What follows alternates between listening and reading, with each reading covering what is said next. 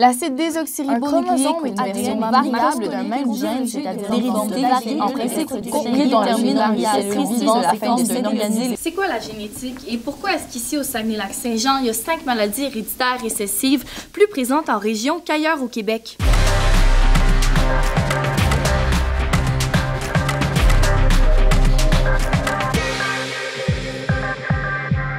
Chaque individu est différent et ça, c'est grâce à son code génétique. Dans notre corps, on retrouve des milliards de cellules dans lesquelles il y a un noyau où l'on retrouve des chromosomes qui contiennent l'ADN. Et c'est dans cet ADN-là qu'on a notre information génétique. C'est grâce à cette information si l'on peut fonctionner et si l'on est tous différents les uns des autres.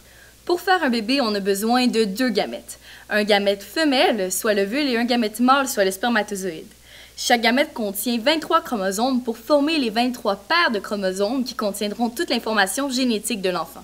Dans le cas des maladies héréditaires, pour qu'un enfant soit atteint par la maladie, il faut que 1 ou 2 de ses parents lui transmettent le gène porteur.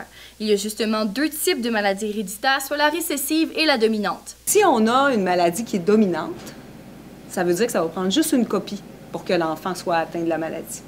Si on a une maladie qui est récessive, à ce moment-là, ça va prendre 2 copies. Une copie de la mère, puis par un mauvais hasard, bien, le père aurait eu le même défaut génétique au même endroit dans son génome, puis ce serait la gamète qui transporte ce défaut-là qui fusionnerait avec celle de la mère. Les 5 maladies héréditaires récessives les plus présentes au Saguenay-Lac-Saint-Jean sont l'acidose lactique, l'ataxie spastique de Charlevoix-Saguenay, la fibrose kystique, la neuropathie sensitivo-motrice avec ou sans agénésie du corps calleux et la tyrosinémie. Et selon la Corporation de recherche et d'action sur les maladies héréditaires, CORAM, une personne sur 4 au Saguenay-Lac-Saint-Jean serait porteuse d'une de ces 5 maladies, et ça, c'est à cause de l'effet fondateur. Des gens venant de l'extérieur, évidemment, de la France, pour la majorité, sont venus ici, ont immigré et ont fait, en fait, la population qu'on connaît. Donc, des gens sont arrivés avec des mutations récessives.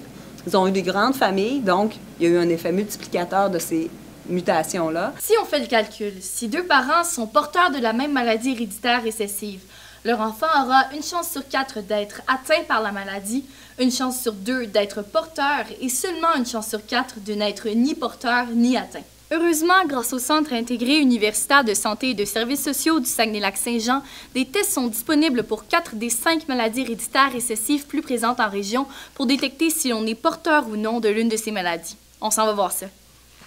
Comme le montre la photo ci-contre, coller une étiquette. Catherine et Rodrigo ont commandé une trousse du CIUS sur le site Internet du ministère de la Santé pour découvrir si Catherine est porteuse ou non de l'une des 4 maladies héréditaires récessives plus présentes en région. La trousse qui est accessible là, sur Internet, donc ça consiste en 2 cotons-tiges.